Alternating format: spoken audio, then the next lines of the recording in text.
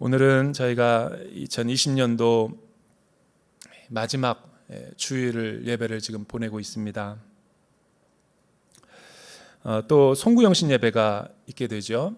오는 목요일 31일에 9시와 11시, 또 신년 예배 대전과 세종은 우리 9시 반에 있게 됩니다. 특별히 우리가 연말연시 대림절을 보내면서 온누리교회에서는 생명으로 오신 그리스도를 우리가 잘 설교하자라는 주제로 담임 목사님께서 비전을 주셨고, 각 캠퍼스와 공동체들마다 이 생명으로 오신 그리스도를 잘 우리가 좀 이 사회적인 현실적인 문제랑 브릿지하고 연결시켜서 우리 성도님들에게 말씀을 잘 전해보자라는 취지로 성탄 주일을 제외한 12월 달의 모든 사주를 저희가 생명과 관련돼서 매우 예민하고 때로는 어려운 딜레마 가운데 있는 그런 문제를 조금 다루어야만 됐습니다.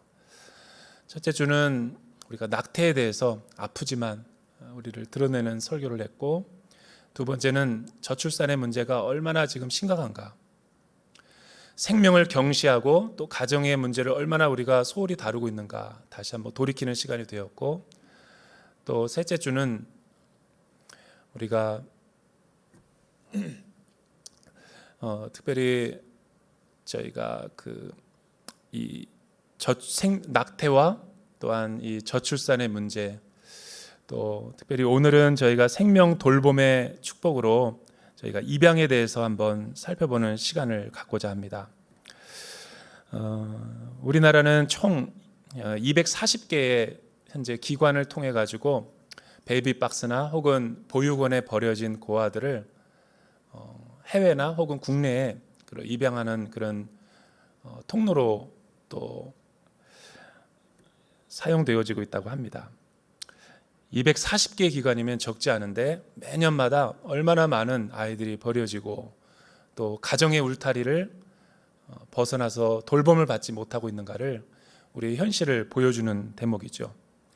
근데 원래 파양이 잘 되고 또 요즘에는 굉장히 어렵고 힘든 시기라서 입양이 되었다가 다시 버려지는, 파양되는 그런 자녀들이 날마다 늘어나고 있대요. 그래서 정부에서는 이를 관리하기 위해서 입양 특례법을 제정하여서 입양이 쉽게 되지 않도록 조금 더 준비된 입양이 될 수 있도록 까다로워졌죠. 그래서 예년보다 그래서 입양이 많이 되어지는 것이 아니라 입양이 더 안 되어지고 있다는 것이 우리 아까 전에 영상을 통해서 본 그런 입양을 더 원하는데 자녀를 입양하지 못하는 그런 토로 아쉬움이 있다 그래요. 우리 공동체도 오윤식 집사님께서 방송에 많이 우리 국내 방송에 이제 출연해서 입양한 가족으로 많이 나타나고 있었는데, 제가 그 방송을 봤는데 입양 특례법이 더 입양을 잘 되게 하기보다는 입양을 가로막고 있는 현실적인 문제라 그래요. 그러니까 이 문제가 빨리 해결돼야지 국내로 입양되지 않고 다 미국이라든가 해외로, 유럽으로 입양이 돼서 우리나라 이 사회에 얼마나 큰 문제로 지금 자리 잡고 있는지 저도 오늘 말씀을 준비하면서 리서치하면서 깨닫게 되었습니다. 하지만 특례법이 우리 자녀들을 입양하지 못하게 하고 또 파양 같은 또 경제적인 문제 때문에 입양은 어렵다라고 이야기하지만, 사실 우리나라 사회에 기저에 깔려 있는 그 굉장히 유교적인 문화, 가부장적인 문화가 이 입양을 가로막는 중요한 걸림돌이 되고 있다고 그래요. 피는 물보다 진하다. 왜 당신은 입양하기를 어려워합니까? 라고 이야기를 할 때 주저하지 않고 많은 사람들이 뭐라고 이야기하냐면, 주변 사람들로부터 사회적인 편견과 여러 가지 선입견의 이야기를 듣는다 그래요. 아유, 경제적으로 얼마나 힘들겠어. 혹은 내 자녀도 키우기 힘든데 다른 피부치를 어떻게 우리가 케어를 할 수 있어. 피는 물보다 진해. 자기 자녀가 아니면 키워놓으면 다 배신하고 다 도망가. 이런 여러 가지 이야기를 듣다 보면 입양을 사람들이 하려고 하다가도 머뭇머뭇거리게 된다 그래요. 여러분, 대부분 그 입양되어지는 아이들의 90% 이상이 미혼모에 의해서 이루어진다 그래요. 그러니까 책임을 지지 못할 그런 젊은 남녀들이 이렇게 자녀를 낳고 방치해버리거나 베이비박스 가운데 넣어서 다른 사람들에게 양도하게 되는 거죠. 그런데 저는 오늘 말씀을 묵상하다가 준비하다가 느낀 것은 사실은 입양하기가 참 어렵고 힘든 것은 사회적인 배타성과 편견과 또 우리 민족의 혈육 중심의 그런 문화라기보다는 입양에 대한 올바른 이해를 우리 그리스도인들이나 교회가 한 번도 교회 강단에서 배워본 적도 없고 가르쳐 본 적도 없는 거죠. 그래서 낙태와 저출산과 자살, 이 입양은 사실은 생명과 관련해서는 한 패키지예요. 어떻게 보면 우리 복음주의권의 문제라고 할 수 있죠. 입양을 우리가 못하는 까닭은 성경에 많은 입양과 관련된 생명의 이야기들이 있는데 목사인 저부터도 쉽게 이거를 다루지 않고 공부하지 않았기 때문에 생긴 문제라는 것을 제가 결론 내리게 됐습니다. 그래서 입양하면은 선뜻 우리는 이렇게 생각해요. 사회적인 비용이 많이 들어가지. 자녀 양육비, 또한 다른 피부치를 그냥 내가 데리고 오는 거지. 그러니까 다 나중심적으로 생각하지만 그 어떤 사람도 하나님의 관점과 생명 존중의 관점에서 그 어린 양육되어지고 그 생명의 권리가 존중되어야 될 그 아이의 관점으로는 생각해 보지 않는 거죠. 입양은 단순히 이 양육의 입양 부모가 가정으로 그 아이를 데려오는 세레머니 정도가 아니죠. 입양이라는 것은 어떻게 보면 가슴으로 낳는 자녀다라는 말이 아니라 입양은 자녀 없는 가정을 위해서 아이의 권리를, 가정을 가져야 될 권리를 찾아주는 그런 책임이라고 저는 해석을 합니다. 그러니까 어떻게 보면 그 입양이라는 것도 그 입양은 자녀 없는 가정을 위해 아이를 입양 부모가 찾는 일이 아니라 가정이 필요한 그 아이에게 적합한 가정을 찾아주는 게 입양인 거죠.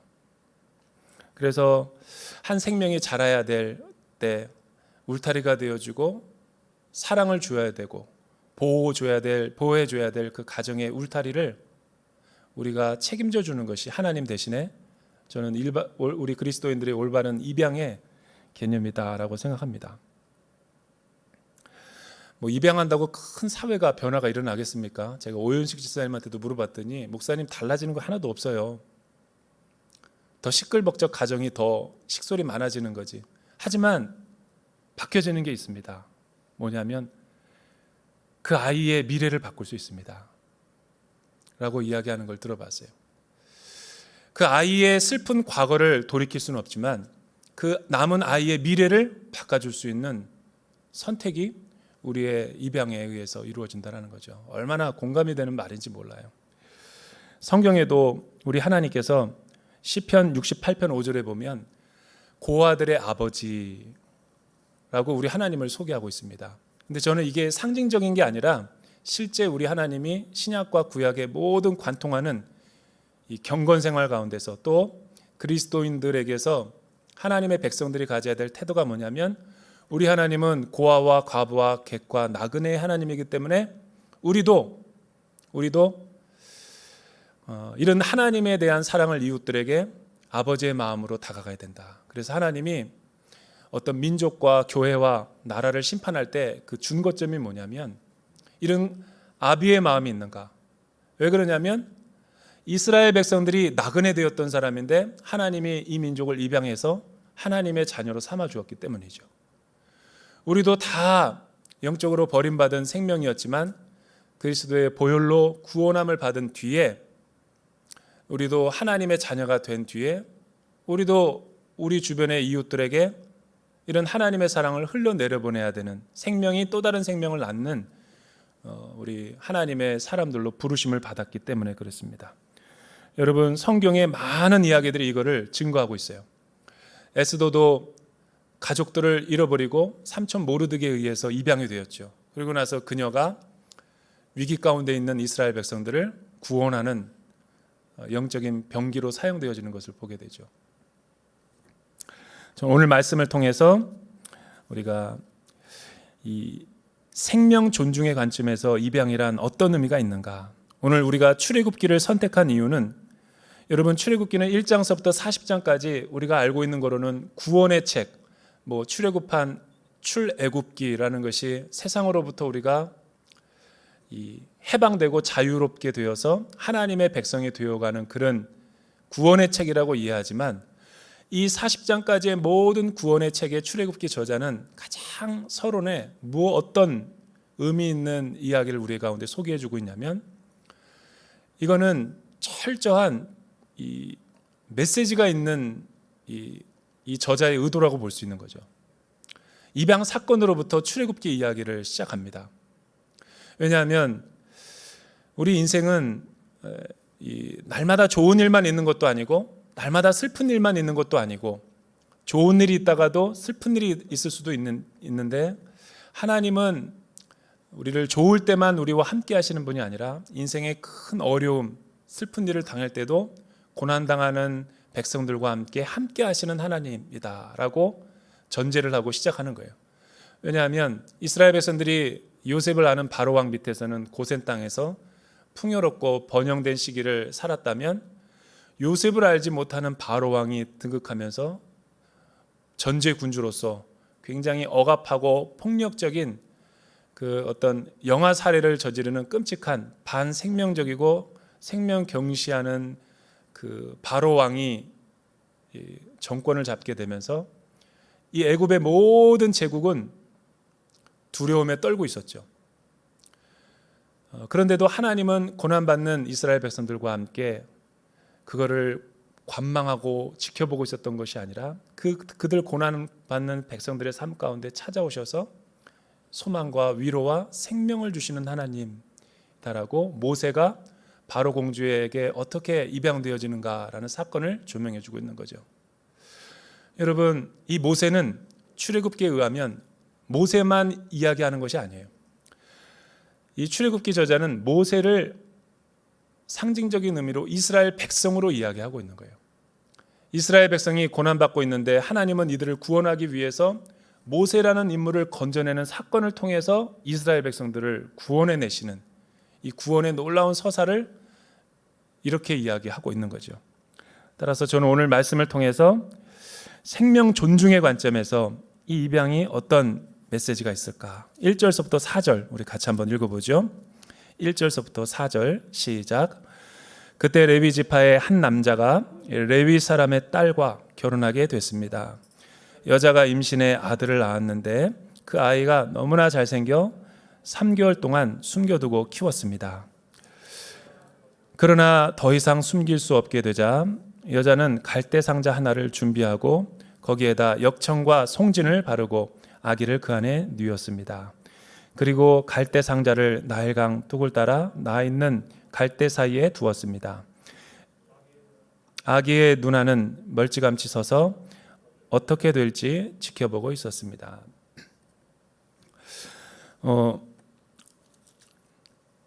여기서 그 모세가 어떻게 태어나는지를 레위 지파 계보의 사람들의 부모들을 소개하고 있죠. 아므람과 요게벳은 둘 다 레위 지파의 사람이었어요. 그런데 이들은 자녀가 이미 두 사람이 있었죠. 하나는 미리암, 둘째는 아론. 그런데 셋째가 이 위기의 시대 가운데 태어나게 된 거예요. 자기들의 의지가 아니라 하나님께서 이 생명을 허락하신 거죠. 근데 왜 하필 이때 하나님이 생명을 허락하셨는가? 이들은 많은 고민에 빠졌을 거예요. 이 아이를 유산을 시켜야 될지 낙태를 시켜야 될지. 그러나 이들은 경건한 부부였기 때문에 기도하면서 정말 하나님의 뜻을 물었을 거예요. 그러나 하나님의 마음은 낳으라는 감동을 주었죠. 이 아이들의 부모는 너희가 아니라, 이 아이의 삶의 주인은 너희가 아니라 내 손에 있다. 하나님의 이런 음성을 듣고 신앙 고백으로 믿음에 의해서 이 아이를 출산을 한 거예요. 아마 대부분의 부모들은 두려워 떨고 있었을 거예요. 근데 이 아이를 더 이상 키우지 못할 때가 온 거죠. 왜냐하면 그 당시 바로 왕의 그 어떤 철의 제국, 무서운 말 한마디는, 명령은 모든 사내 아이를 다 죽이게 되는 끔찍한 이 생명 경시 사상으로 온 애굽의 제국을 지배하고 있었기 때문에 너무나 힘든 상황, 결정해야 될 상황 가운데 있었던 거예요. 근데 이 아이를 딱 보니까 태어나서 너무나 잘생겼다. 이 잘생겼다라는 단어가 이 히브리어 원문에는 하나님이 6일 동안 우리 모든 창조 세계와 피조를 창조하시고 밝히신 소감의 내용과 똑같은 거예요. 보시기에 좋았더라. 토부라는 단어를 쓰고 있어요. 토부. 그러니까 여기는 우리가 알기로 아이가 너무나 장군감이다, 멋있게 핸섬하게 생겼다라는 의미가 아닌 거예요. 요게벳과 아므람이 봤을 때 이 아이가 너무나 붉고 용모가 출중하다, 다윗처럼 이렇게 이야기할 때는 외모가 잘생겼다라는 것이 아니라 생명 존중의 관점에서 봤을 때 이 아이가 너무나 아름답고 좋았던 것은 외면이 아니라 내면의 모습 때문에 아름다웠다라고 이야기하는 거예요. 즉, 이 아이는 하나님의 형상으로 지음을 받은 한 생명체요, 인격체이기 때문에 그 하나님의 시선으로 보니까 이 아이의 모든 것이 너무나 아름답게 보였던 거죠. 그러나 하나님 앞에 3개월 동안 숨겨 키우다가 이 보안군들이 아마 집에 닥쳤을 수도 있죠. 울음소리가 들리면 가차없이 아이를 살해하는 일들이, 끔찍한 일들이 벌어졌던 거예요. 할 수 없어서 부모는 이 아이를 마지막 기도하고 어떤 영적인 사역을 하는데, 그것이 뭐냐면 갈대 상자를 만드는 거였어요. 파피루스 나일강의 갈대를 가져다가 서로 엮어가지고 나무 상자를 만든 거죠. 그런데 그 상태로 아이를 담아가지고 나일강에 베이비박스에다가 버리게 되면 물이 스며들어서 이 아이가 곧 익사하게 되죠. 이것을 알고 역청과 나무진, 송진과 역청을 가지고 다 물이 새지 않도록, 물이 틈 못하도록 완전히 그 방수 처리를 다 한 거죠. 여러분, 이 갈대 상자가, 저도 이 성경을 주의하다가 한번 살펴봤더니 이 단어는 굉장히 테바라는 독특한 단어예요. 성경에서 유일하게 2번만 쓰인 단어. 출애굽기와 창세기에 쓰인 단어인데, 노아의 방주 사건 때 하나님이 홍수가 40일 40주야로 막 하늘에서 물이 쏟아지고 땅에서 물이 솟아오를 때 노아에게 방주를 지으라고 했을 때 그 방주가 테바예요. 그런데 요게벳과 아므람에게 테바를 지으라고 하는 거예요. 방주를 지으라는 거죠. 하나님이 심판하실 때 노아의 방주는 교회를 의미하는 거였고 그리스도의 구원의 사건을 의미하는 거였어요. 여러분, 이 엄마가, 아빠가 갈대상자를 이런 신앙으로 고백했다는 것은 사실은 우연으로 보기에는 너무나 필연적인 이유가 있었기 때문이죠. 이 갈대상자는 하나님의 백성들을 의미하는 것이고 영적인 생명, 또 교회를 의미하는 거예요. 교회가, 우리 그리스도인들이 이 세상에 속해 있지만 이 세상에 속해 있는 자들이 아니라 하나님의 통치와 다스림을 받는 역청과 나무진을 밟는 그리스도의 보혈로 덮임을 받은 사람들을 의미하는 거예요. 이 세상이 너무나 이 죄가 많고 유혹과 시험이 많다. 그래서 교회와 하나님의 사람들은 이 세상이 싫어서 저기 그냥 다른 데로 가야 되겠다라고 하는 것은 영적인 생각이 아닌 거예요. 세상이라는 바다의 한복판에 서 있지만 이 교회라고 하는 이 배는 이 바다에 있어야지, 육지에 있으면 쓸모가 없는 거죠.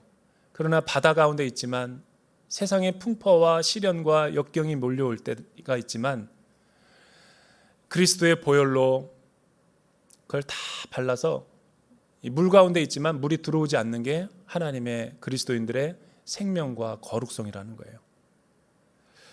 왜냐하면 내가 이 아이를 책임지는 게 아니라 생명을 낳게 하셨던, 그 생명을 주었던 하나님이 이 아이의 참된 부모가 되기 때문에 이 믿음을 가지고 나일강에 가서 이 아이를 떠나보냈던 거죠. 그러고 나서 어떤 일이 있었는가? 여러분, 6절과 5절과 6절 우리 같이 한번 읽어보죠. 5절과 6절 시작. 그때 마침 바로의 딸이 나일강에 목욕하러 내려오고 그녀의 시녀들은 강둑을 따라 거닐고 있었습니다. 바로의 딸은 갈대 사이에 있는 상자를 보고는 자신의 여종에게 가져오라고 시켰습니다. 바로의 딸이 상자를 열어보니 한 아기가 울고 있었습니다. 바로의 딸은 불쌍한 마음이 들어 히브리 사람의 아이인가 보다라고 말했습니다. 입양은 생명을 책임지고 보호하는 일이죠. 또 입양을 누군가가 무엇이라고 이야기를 하냐면 입양이라는 것은 그 입양된 아이의 생명의 미래를 바꿔주는 것이 저는 입양이라고 생각합니다.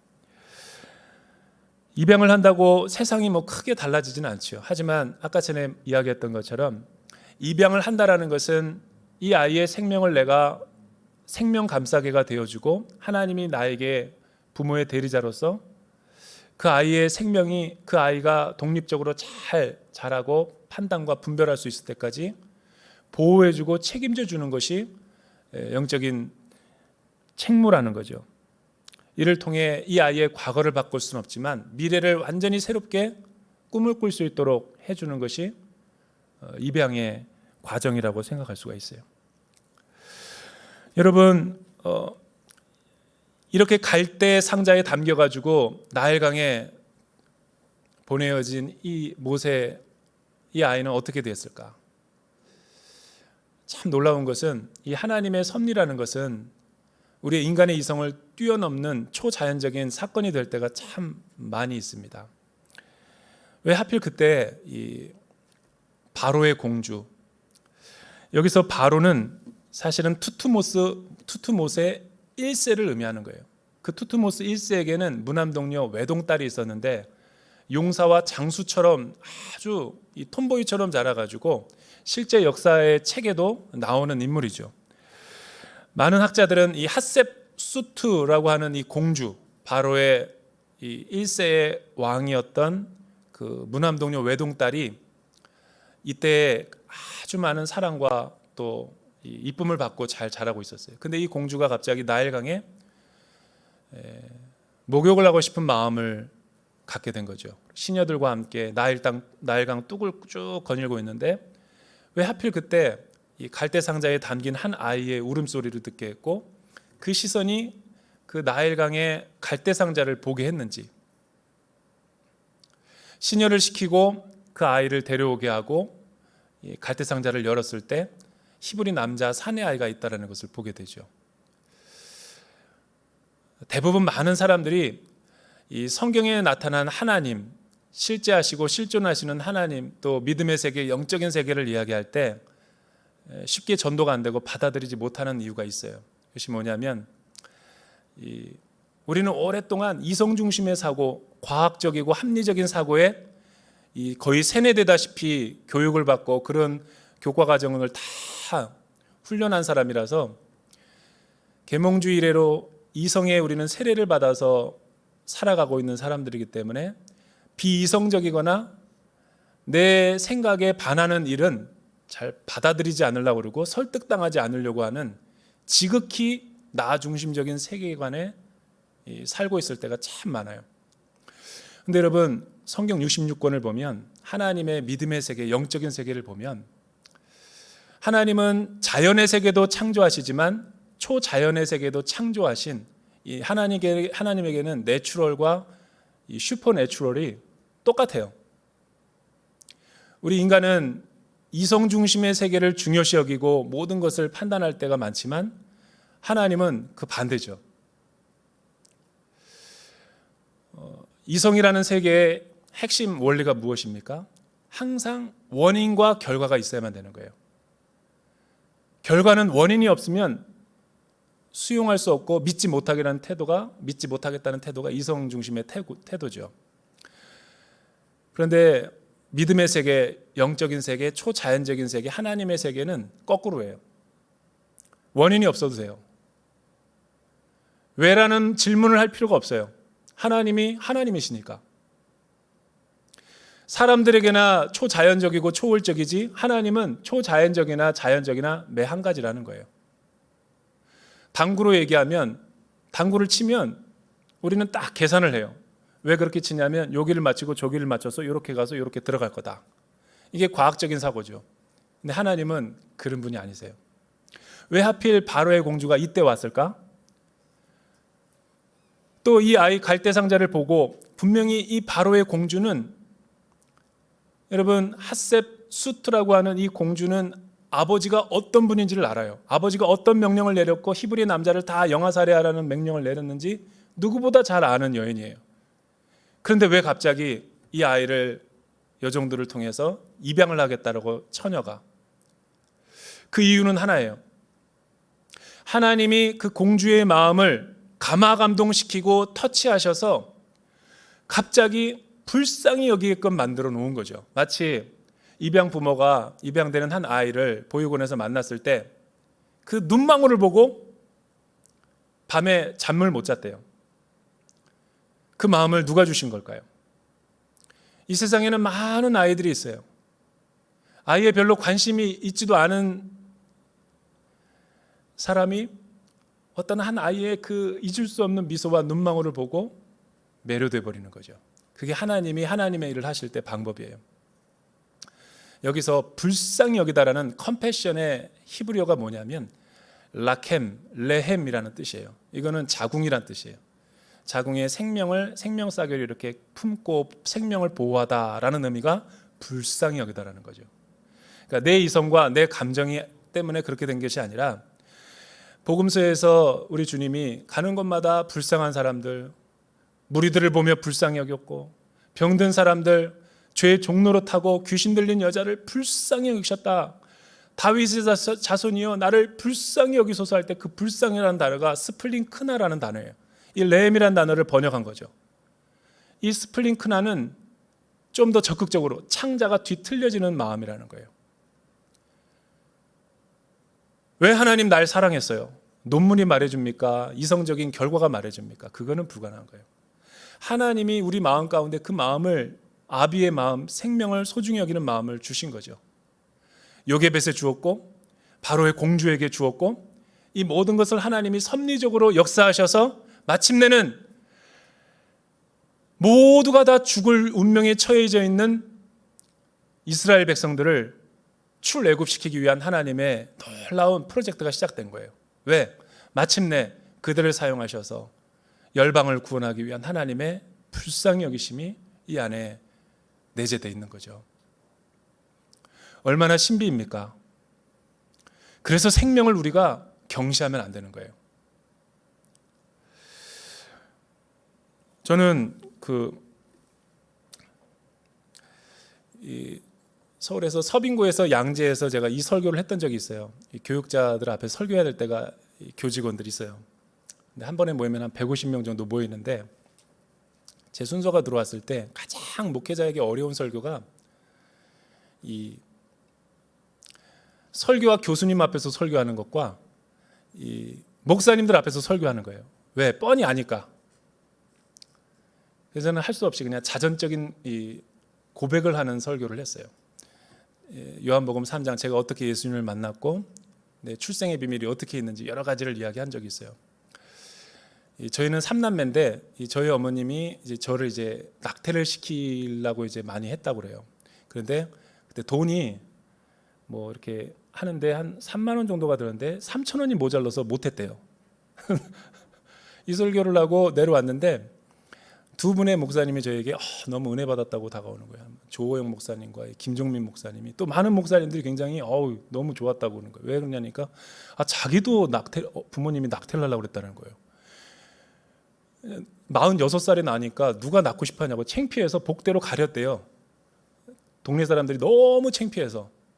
그리고 또 내 얼굴이 왜 이렇게 까만 줄 아냐요. 엄마가 간장을 너무 많이 먹어가지고 이 간장을 먹으면 아이가 유산된다 그래가지고. 여러분, 이기분 목사님이 얘기해 줬던 것처럼 사실은 우리 시대에 되게 그런 일이 많았어요. 근데 하나님의 그 생명사계, 생명을 보호하는 그 초월적인 섭리와 간섭은 상상을 초월해요. 제가 몇 번이나 이 책을 읽고 감동을 받아가지고 이 극동방송을 만드신 김장한 목사님의 두 아들이 있죠. 김요한, 김요셉.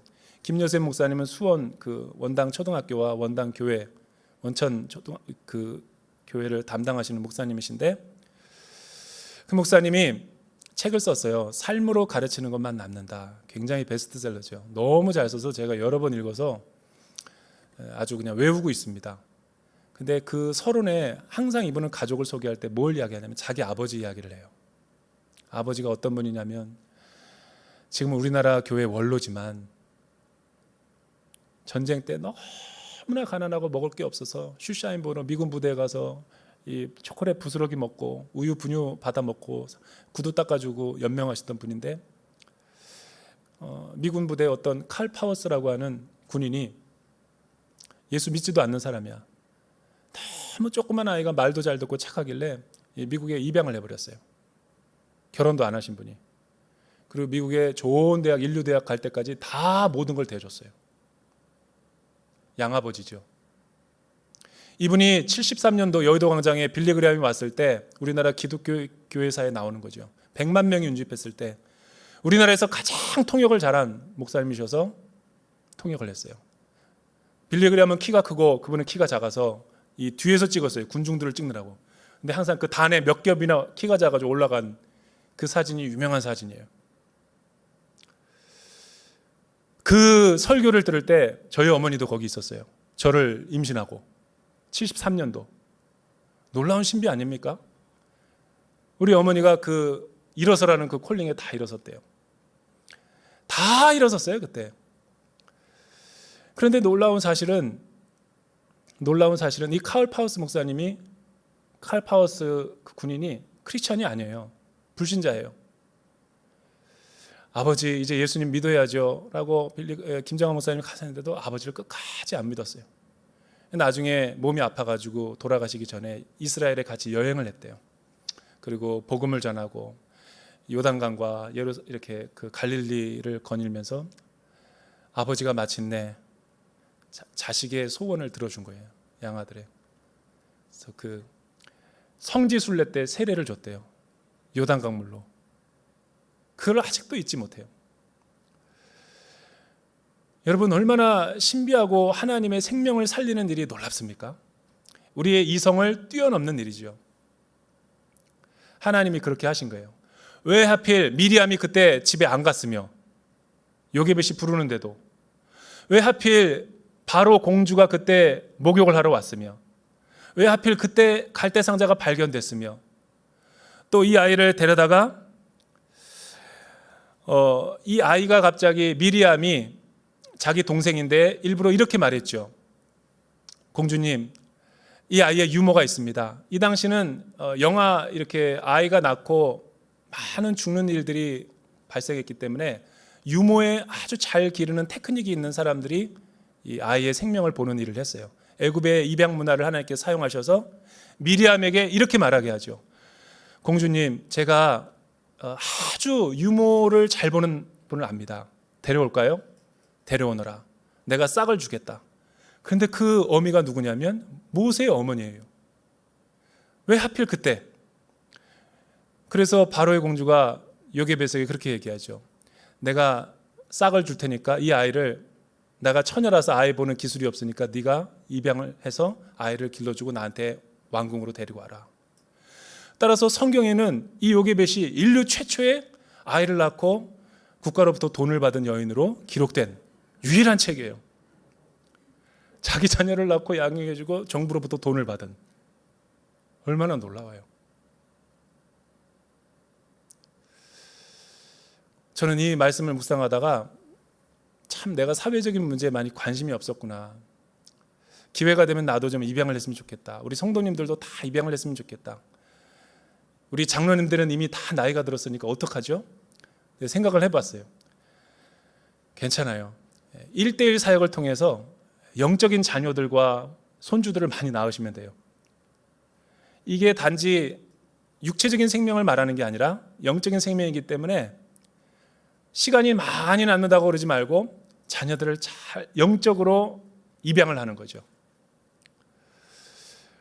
제가 예전에 하나원호체를 섬길 때 어떤 집사님이 이런 경우를 봤어요. 탈북민 10명을 집에 입양을 했어요. 근데 입양을 한 게 집으로 데리고 오는 게 아니라 아이들이 부모가 없으니까 홀로 왔으니까 다 각자 집에서 마음대로 살고 부모가 필요할 때는 자기가 부모가 되는 거죠. 그 실제로 부를 때 그 집사님들을 엄마 아빠라고 불렀어요. 30살 넘은 애들이. 사고 쳐도 경찰서에서 오라고 그럴 때 엄마 아빠 경찰서 데리고 오래요. 그리고 데리고 가는 거예요. 그리고 다 뒷바라지를 내고 다 보증인도 되고 다 병원에 갈 때마다 보호자 데려오라면 가는 거예요. 이게 입양이죠. 명절 때면 집에 데리고 와서 다 애들을 책임져 주는 거예요. 1대1도 마찬가지죠. 얼마나 영적으로 방황하고 힘들어요. 그때 집으로 데리고 와서 말씀으로 6개월 동안 양육하고 책임져 주고 하면서 신앙을 바로 세워주는 거죠. 담임 목사님은 KT 데이비스라고 하는 여자를 예화를 들었는데 저는 한국 분을 좀 예화를 들고 오늘 설교를 마칠까 해요. 하나님 땡큐, 나는 엄마입니다. 유명한 책을 써서 2014년에 MBC 다큐 사랑에 방영된 윤정희 사모님이 계시죠. 그분은 제가 대전에 한번 모시려고 그래요. 왜냐하면 그분이 대전 사람이에요. 강릉에 갈 일이 없는데 강릉중앙감리교회 목회자로 늦깎이 신학생 남편을 둬서 갔다가 강릉 아산병원에 원목으로 파송이 되죠. 월급이 203만 원이에요. 그런데 한 번도 목회자 사모가 될 줄 몰랐대요. 근데 아이를 원하는데 아이가 안 생기는 거예요. 병원에서 한 아이가 부모가 없이 와서 질병을 치료하고 있는데 너무 하나님이 갈대상자처럼 자기에게 말씀하셔서 입양을 했어요. 지금은 20명. 그런데 얼마나 우리나라 입양 문화를 이 두 분이 바꿔놨는지 몰라요. 이분들은 특징이 건강한 아이가 아니라 건강하지 않은 아이들을 다 데려다가 기르고 양육을 했어요. 그런데 결과적으로 하나님이 이 아이들을 다 건강하게 하고 기름을 부으셔서 너무나 어메이징한 아이들로 다 자라게 한 거예요. 1등이 되게 하는 거예요. 다. 그 양부모 아래 들어가기만 하면 애들이 다 변화되는 거예요. 사랑을 먹고. 근데 엄마가 일상을 찍은 걸 봤는데 완전히 엄마 깡패예요. 때리고 애들 막 똑바로 안 하면 그냥 똑같이 기르는 거예요. 그런데 애들이 다 무럭무럭 건강하게 잘 자라는 거예요. 누가 기르는 거다? 하나님이 책임져 준다. 주변에서는 막 비웃었대요. 정부에서 돈 타내려고, 보조금 타내려고 마음이 아팠대요. 남편 월급 203만 원이에요. 203만 원 가지고 어떻게 애들을 다 키워요? 다 키웠어요. 얼마나 놀랍습니까? 이걸 통해서 우리가 아는 게 뭐예요? 생명은 하나님이 책임지는 거지 인간이 좌지우지하는 게 아니라는 거예요.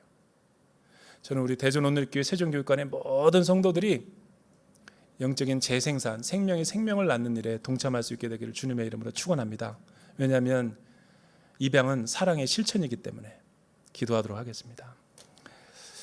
하나님 아버지 감사합니다. 오늘 우리에게 어려운 주제, 무거운 주제인 입양을 우리에게 숙제로 주셨습니다.